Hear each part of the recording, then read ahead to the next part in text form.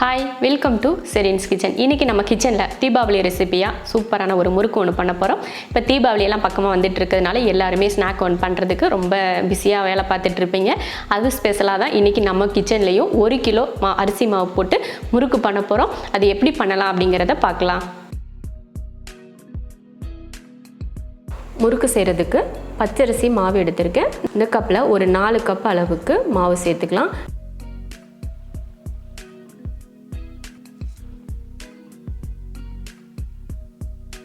இந்த கப்பில் 1 கப் மாவு வந்து 250 கிராம் இருக்கும். அதனால் இதில் 4 கப் 1 கிலோ மாவு எடுத்திருக்கேன். இப்போ இந்த மாவுக்கு தேவையான உளுந்து, இந்த கப்பில் 1 கப் உளுந்து, நம்ம எந்த கப்பில் மாவு அளந்தோமோ அதே கப்பில் 1 கப் அளவுக்கு வெள்ளை உளுந்து எடுத்திருக்கேன். இப்போ இதை வறுத்துடலாம். உளுந்து வறுக்கிறதுக்கு ஸ்டவ் ஆன் பண்ணி ஒரு பேன் வச்சுட்டு உளுந்து போட்டு வறுத்துக்கலாம். உளுந்து வறுக்கிறது பார்த்திங்கன்னா நல்ல பொன்னிறமாக வறுக்கணும். அதே சமயம் கருக விட்டுறக்கூடாது. நல்ல மணம் வந்து அந்த லைட்டாக கலர் மாறி வரும் பார்த்திங்களா, அந்த மாதிரி வறுத்து எடுத்துக்கணும். இப்போ உளுந்து வந்து நல்லா வறுத்தாச்சு. இப்போ எடுத்து ஒரு பிளேட்டுக்கு மாற்றிடலாம்.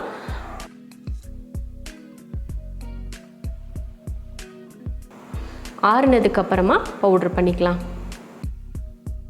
இப்போ வந்து நம்ம பொட்டுக்கடலையை அரைச்சிக்கலாம். நான் வந்து ஒரு 1/4 கப் பொட்டுக்கடலை மாவு வேணும். அதுக்கு தகுந்தாப்போல் பொட்டுக்கடலை எடுத்திருக்கேன். இப்போ மிக்ஸி ஜாரில் போட்டுட்டு இதை பவுட்ரு பண்ணிடலாம். அரைக்கிறது வந்து எப்படின்னா, நம்ம வந்து பவுட்ரு வந்து சேர்க்குறது தான் கணக்கு. மாவில் வந்து பவுட்ரு சேர்ப்போம் இல்லையா, அதுதான் கணக்கு. நான் வந்து உங்களுக்கு தெரியணும், பவுட்ரு பண்ணுறதெல்லாம் தெரியணும் அப்படின்றதுக்காக தான் நான் போட்டு அரைச்சிட்ருக்கேன். இப்போ இதை பவுட்ரு பண்ணி எடுத்துக்கலாம். உளுந்தும் பார்த்திங்கன்னா நல்லா ஆறிடுச்சு. இப்போ இதையும் பவுட்ரு பண்ணிடலாம். இப்போ ரெண்டையுமே பவுட்ரு பண்ணி நல்லா ஜலிச்சு எடுத்துக்கணும். நம்ம அந்த உள்ளே இருக்க திப்பியாக இருக்குது பார்த்திங்களா, அதோடு நம்ம போட்டோன்னா முறுக்கு வந்து வெடிக்க ஆரம்பிச்சிடும். அதனால் அந்த குருணையாக இல்லாமல் நல்ல வலுவலுப்பான ஒரு மாவாக இருக்கிற மாதிரி உளுந்தையும் சரி பொட்டுக்கடலையும் சரி ரெண்டையுமே நம்ம ஜலிச்சு எடுத்து வச்சுக்கணும். இதை பவுட்ரு பண்ணிடுவோம். நல்லா நைஸாக பவுட்ரு பண்ணிவிட்டு ஜலிச்சு எடுத்துக்கணும். உளுந்தை அரைச்சாச்சு. இப்போ ஜலிச்சுக்கலாம். நல்லா நைஸாக இருக்கிற மாதிரி அரைச்சிக்கணும். ஜலிச்சுக்கலாம். ஜலிச்சுட்டு ஒரு கப்பில் போட்டு நம்ம அதுக்கப்புறமா அளந்துக்கலாம். அரைச்ச பொட்டுக்கடலையும் உளுந்தையும் இது போல் ஜலிச்சு எடுத்து வச்சுக்கலாம்.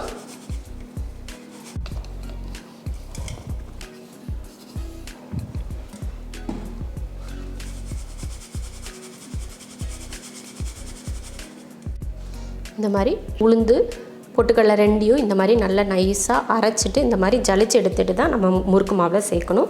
இப்போ ரெண்டுமே ரெடி பண்ணிட்டோம். இப்போ அரிசி மாவு கூட இந்த உளுந்து மாவை சேர்த்துக்கலாம். பார்த்திங்கன்னா நல்லா அரைச்சிட்டு நல்லா ஜலிச்சு எடுத்து வச்சுருக்கேன். இந்த மாதிரி நல்லா நைஸாக இருக்கணும். இப்போ இதை சேர்த்துடலாம். உளுந்து மாவு வந்து எந்த அளவுக்கு நீங்கள் பக்குவமாக போடுறீங்களோ அதே பொறுத்து தான் முறுக்கு வந்து பக்குவம் வரும். அளவுக்கு அதிகமாக நீங்கள் சேர்த்துட்டிங்கனாலும் முறுக்கு வந்து ரொம்ப சாஃப்டாகிடும். அப்புறம் ரொம்ப கம்மியாக சேர்த்துட்டிங்க அப்படின்னாலும் ரொம்ப கடுகடுன்னு ஆயிரும். அதனால் ஒரு அளவுக்கு பார்த்துட்டு சேர்த்துக்கணும். 1க்கு 2 இந்த மாதிரி 4க்கு 1.5 2 இப்படி கூட சேர்க்கலாம். அதுக்கு மேலே நீங்கள் சேர்க்கக்கூடாது. அதே போல் 1/4 கப் அளவுக்கு பொட்டுக்கடலை மாவு,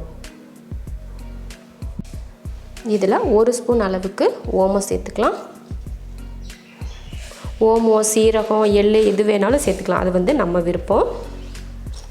அடுத்து தேவையான உப்பு. அடுத்து இதில் கொஞ்சம் பெருங்காயத்தூளும் சேர்த்துக்கலாம்.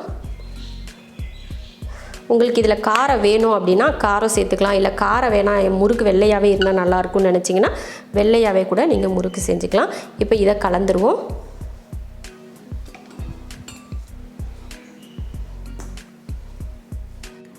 அடுத்து இது கூட ஒரு மிளகாத்தூள் சேர்த்துக்கலாம். 1லேருந்து ஒரு 2 ஸ்பூன் அளவுக்கு மிளகாத்தூள். இந்த மாதிரி எல்லாம் கலந்ததுக்கு அப்புறமா தான் நம்ம தண்ணி ஊற்றி கலக்கணும். ஏன்னா உப்பு போட்டிருக்கோம், அப்புறம் ஒரே பக்கமாக உப்பு இருந்துடும். அதனால் இந்த மாதிரி நல்லா கலந்து விட்டுட்டு அதுக்கப்புறமா நம்ம தண்ணி ஊற்றி எண்ணெய் ஊற்றி கலந்தோம்னா உப்பு வந்து ஒரே மாதிரி நமக்கு இருக்கும். இல்லைன்னா ஒரு பக்கம் உப்பு பிடிச்சி இன்னொரு பக்கம் உப்பு பிடிக்காமல் இருக்கும் இல்லையா, அதுக்காக தான் நம்ம வந்து இப்படி கலந்துக்கிறது. மிளகாத்தூள் வந்து உங்கள் விருப்பம், இஷ்டம் இருந்தால் சேர்த்துக்கலாம், இல்லைன்னா அவசியம் இல்லை. அவ்வளோதான். இப்போ இதில் நம்ம வெதுப்பாக ஒரு எண்ணெய் சூடு பண்ணி ஒரு 1/4 கப் எண்ணெய் இதில் சேர்த்துக்கிறேன்.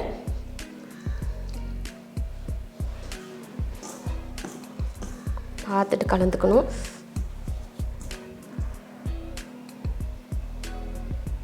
இப்போ இதில் தண்ணி ஊற்றி கொஞ்சம் கொஞ்சமாக கலந்துருவோம்.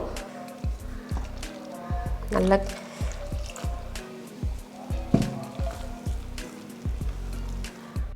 மாவு வந்து நல்லா பக்குவம் வர வரைக்கும் பிசைஞ்சிட்டு கடைசியில் எந்த மாதிரி பக்குவத்தில் பிசையணும் அப்படின்னு சொல்லிட்டு சொல்கிறேன். நம்ம மாவு பிசைகிறப்பவே ஒரு பக்கமாக பார்த்திங்கன்னா எண்ணெய் காய வச்சிடலாம். ஸ்டவ் ஆன் பண்ணி கடாயை வச்சுட்டு எண்ணெய் ஊற்றிக்கலாம். பாருங்கள், இந்த மாதிரி பக்குவத்தில் நம்ம மாவு பிசைஞ்சுக்கணும். நான் முன்னாடியே சொன்னேன், கடைசியாக சொல்கிறேன்னு. இப்படி எடுத்து நம்ம உருண்டை பிடிச்சி நம்ம முறுக்கு உலக்கில் போடுறப்போ இந்த மாதிரி இருக்கணும். இப்படி அமுத்தி பார்த்திங்கன்னா சாஃப்டாக இருக்கிற மாதிரி இருக்கணும். ரொம்பவும் தண்ணியாக இருந்துடக்கூடாது, அதே சமயம் ரொம்ப கெட்டியாகவும் இருந்தாலும் நமக்கு புளியறதுக்கு கஷ்டமாக இருக்கும். அதனால் இந்த மாதிரி சாஃப்டாக இருக்கிற மாதிரி புளிஞ்சுக்கோங்க. நீங்கள் பிசைஞ்சு முடிச்சுட்டு இந்த மாதிரி உருண்டை பிடிச்சி பாருங்கள். முறுக்கு உலக்குக்கு போடுறதுக்கு கரெக்டாக அந்த உருண்டை வருதா அப்படின்னு சொல்லி பார்த்தா உங்களுக்கு அது சரியாக இருந்துச்சுன்னா நீங்கள் கரெக்டாக பிசைஞ்சிருக்கீங்க அப்படின்னு அர்த்தம். இப்போ மாவு வந்து நமக்கு ரெடியாக இருக்குது. இப்போ முறுக்கு உலக்கில் வச்சுக்கலாம். நான் வந்து இந்த மாதிரி 3 கன்று இருக்கிற அச்சு எடுத்திருக்கேன். இதை முறுக்கு உலக்கில் சேர்த்துடலாம். சேர்த்துட்டு இதில் எண்ணெய் தடவிக்கணும். அப்போ தான் மாவு வந்து ஒட்டாமல் வரும். தட்டிலையும் தடவிட்டு இதை முறுக்கு உலக்கில் சேர்த்துடலாம். இதுலேயும் எண்ணெய் தடவிக்கலாம்.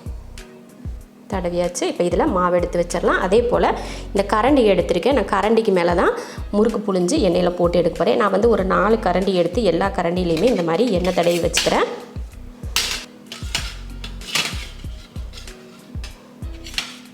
எண்ணெய் தடவிக்கிட்டால் தான் நம்ம போடுறப்போ ஒட்டாமல் வரும். அதனால் கரண்டியில் இந்த மாதிரி எண்ணெய் தடவிக்கணும்.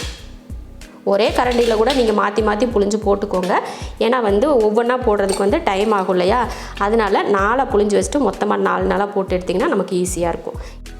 இப்போ நம்ம பிசைஞ்சு வச்சுருக்க மாவில் ஒரு உருண்டை எடுத்துக்கலாம். நம்ம முறுக்கு உலக்கு எந்த அளவுக்கு பிடிக்கும்னு பார்த்துட்டு அந்தளவுக்கு இதில் சேர்த்துக்கலாம்.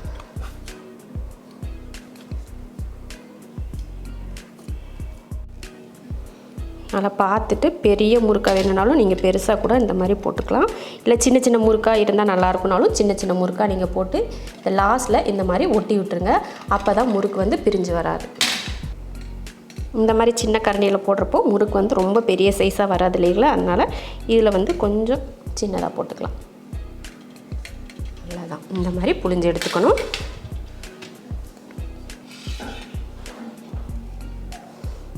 அதே போல் நம்ம இந்த முறுக்கு புளியிறப்போ மாவு வந்து அந்து விழுந்துடக்கூடாது. அப்படியே ஒன்று போல் வரணும். அதுவும் நம்ம மாவு வந்து கரெக்டாக பிசைஞ்சிருக்கோம் அப்படிங்கிறதுக்கு ஒரு பக்குவம். இப்போ இதை எண்ணெயில் போட்டு எடுத்துக்கலாம். இப்போ எண்ணெய் காஞ்சிருச்சான்னு போட்டு பார்க்கலாம். இப்போ எண்ணெய் நல்லா காஞ்சிருச்சு. இப்போ முறுக்கு போட்டுக்கலாம். பார்த்துட்டு பொறுமையாக சேர்க்கணும். நீங்கள் ரொம்ப அவசரப்பட்டு மேலேருந்து இப்படி கமுத்தி விட்டிங்கன்னா தெரிச்சிரும் எண்ணெய். அதனால் பொறுமையாக ஒன்று ஒன்றா போடுங்க.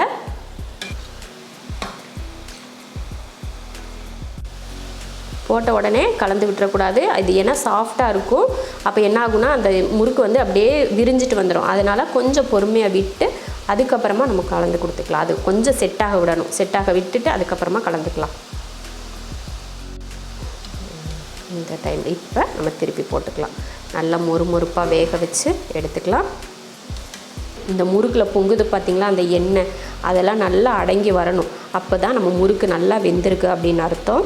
ரொம்ப முறுக்கு செய்கிறது வந்து ரொம்ப கஷ்டமான வேலையெல்லாம் இல்லை, ரொம்ப ஈஸியான ஒரு வேலை தான். நீங்கள் மாவு பிசைகிறது, அதே சமயம் மாவு நீங்கள் எந்த அளவுக்கு அதில் சேர்க்குறீங்க அப்படின்றத பொறுத்து தான் முறுக்கு டேஸ்ட்டாகவும் நல்லா பக்குவமாகவும் வரும். பார்த்திங்கன்னா முறுக்கில் அந்த கொதிக்கிறதெல்லாம் நல்லா வத்திருச்சு. இப்போ லைட்டாக தான் இருக்குது. இந்த டைமில் நம்ம எடுத்துடலாம். எடுத்துட்டு நல்லா எண்ணெயை வடிச்சிட்டு எடுப்போம்.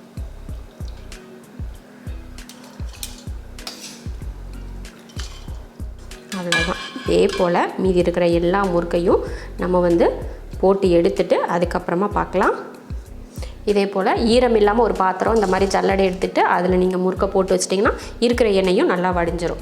இப்போ மீதி இருக்கிறத நம்ம புழிஞ்சு எடுத்துக்கலாம்.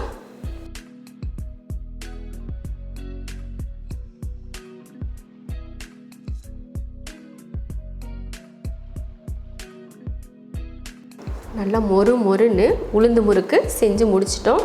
ரொம்ப அருமையான ஒரு முறுக்கு. நான் வந்து ரொம்ப பெரிய முறுக்கும் செய்யலை, ரொம்ப குட்டி முறுக்கும் செய்யலை, மீடியம் சைஸில் முறுக்கு செஞ்சுருக்கேன். சூப்பரான முறுக்கு பண்ணியாச்சு. இன்றைக்கி நம்ம பண்ணியிருக்கேன் அந்த 1 கிலோ மாவு போட்டு பண்ணின முறுக்கில் 100 முறுக்கு வந்தது. சின்ன சைஸும் இல்லாமல் கொஞ்சம் பெரிய சைஸும் இல்லாத மீடியம் சைஸில் ஒரு 100 முறுக்கு கரெக்டாக வந்தது. ரொம்ப அருமையாக இருக்குது. டேஸ்ட்டும் பார்த்திங்கன்னா ரொம்ப நல்லாயிருக்கு. நல்ல மொறுன்னு சூப்பரான ஒரு முறுக்கு இன்றைக்கி நம்ம கிச்சனில் பண்ணியிருக்கோம். நீங்களும் தீபாவளிக்கு இது போல் முறுக்கெல்லாம் செஞ்சுட்டு நம்ம சொந்தக்காரங்க, பக்கத்து வீட்டில் இந்த மாதிரி ஃப்ரெண்ட்ஸ் இந்த மாதிரி எல்லாருக்குமே கொடுக்கறதுக்கு உங்களுக்கும் யூஸ்ஃபுல்லாக இருக்கும்னு நினைக்கிறேன்.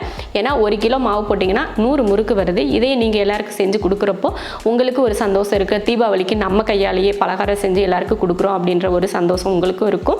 அதே சமயம் அடுத்தவங்க பாராட்டுறப்போ அதை விட சந்தோஷமாக இருக்கும். இதே போல் முறுக்கு நீங்களும் செஞ்சு பாருங்கள். கண்டிப்பாக செஞ்சு பார்த்துட்டு எல்லாருக்கும் கொடுங்க. எல்லோரும் உங்களை பாராட்டுவாங்க. அந்தளவுக்கு ரொம்ப டேஸ்ட்டாகவும் இருக்கும், உங்களுக்கும் வேலை ஈஸியாகவும் இருக்கும். கரெக்டாக நான் மறுபடியும் சொல்ல 1 கிலோ மாவு போட்டதில் 100 முறுக்கு வந்தது. இதே மெத்தடில் நீங்கள் முறுக்கு செஞ்சு பார்த்துட்டு எப்படி இருக்குன்னு சொல்லிட்டு கமெண்ட்டில் சொல்லுங்கள்.